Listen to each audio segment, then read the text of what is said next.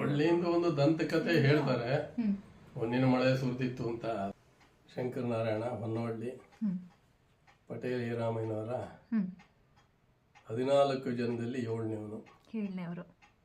8 ಜನ ಹೆಣ್ಮಕ್ಳು, 4 ಜನ ಗಂಡು ಮಕ್ಕಳು ಉಳ್ಕೊಂಡಿದ್ವು. ಈಗ ಎಲ್ಲರೂ ಇದ್ದಾರೆ.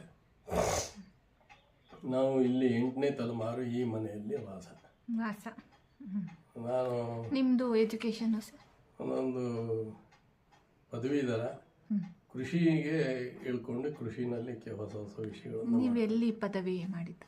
ಕಲ್ಪತರು ಕಾಲೇಜ್ ತಿಪ್ಟೂರು. ಪಲ್ಲಗಟ್ಟಿ ಕಾಲೇಜಲ್ಲೇ? ಅಲ್ಲ, ಸೈನ್ಸ್ ಕಾಲೇಜಲ್ಲಿ. ಅದೇ ಸೈನ್ಸ್ ಕಾಲೇಜು. ಕಲ್ಪತರು ಸೈನ್ಸ್ ಕಾಲೇಜು. ನಿಮ್ಗೆ ಅವಾಗ ಅಪ್ಪಣೆ ಅಂತಿದ್ರ ನೀವು ಓದ್ತಿದ್ದಾಗ? ಇಲ್ಲ, ಪ್ರಿನ್ಸಿಪಾಲ್ ಆಗಿ ರಿಟೈರ್ ಆದ್ರು ಬೆಂಗಳೂರು ಹೊರಟದ. ಅವರು ಈ ಮನೆಯ ಮೊದಲನೇ ಮಗ. ಹೌದಾ?